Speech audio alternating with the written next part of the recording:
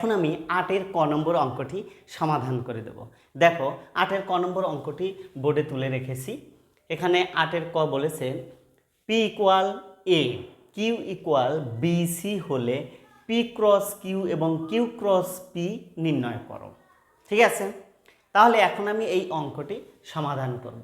প্রথমে আমি লিখব দেওয়া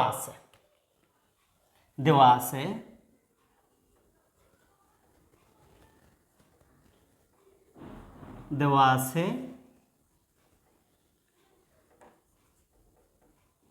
পি ইকুয়াল এ আর কিউ ইকুয়াল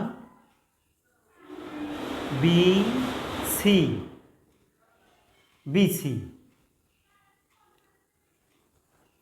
তাহলে এখানে দুটো অঙ্ক করতে হবে। একটা হলো পি ক্রস কিউ এবং আর একটা হলো কিউ ক্রস পি। তাহলে প্রথমেই আমি পি ক্রস কিউ এই অঙ্কটি করব। দেখো, সুতরাং পি ক্রস কিউ একে বলা হয় কার্তেশী গুণজ। তাহলে কার্তেশী গুণজের নিয়ম কি দেখো, প্রথমেই আমি পি এর মানটা বসিয়ে দেব।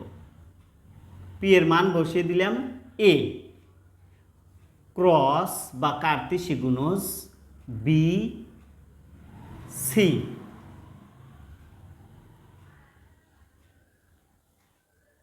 একে বলা হয় কি কার্তেশী গুণজ।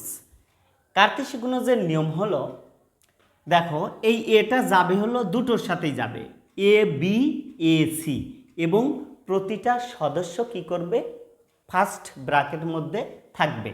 দেখো তাহলে এ কমা বি, তারপরে আবার কমা, আবার এ কমা সি ফার্স্ট ব্র্যাকেট, এবং দুই পাশে দুইটা সেকেন্ড ব্র্যাকেট দিয়ে দেব। এইটাই হলো কার্তেশী গুণজ অর্থাৎ পি ক্রস কিউ এর রেজাল্ট। প্রথমে হবে এ বি ফার্স্ট ব্র্যাকেট, তারপরে এ সি ফার্স্ট ব্র্যাকেট, এবং দুই পাশে দুইটা সেকেন্ড ব্র্যাকেট আমরা দিয়ে দেব। এখন আমরা দ্বিতীয় অংশ আছে কি কিউ ক্রস পি। এবার কিউ ক্রস পিটা আমরা বের করব। সুতরাং কিউ ক্রস পি, তাহলে কিউ এর মান আছে এখানে বিসি ক্রস গুণন, আর পি এর মান আছে হলো এ বসিয়ে দিলাম। এখন দেখো তাহলে আমাদের কি হবে, প্রথমেই দেখো কার্তেশী গুণজের নিয়ম অনুসারে প্রথমে বি এ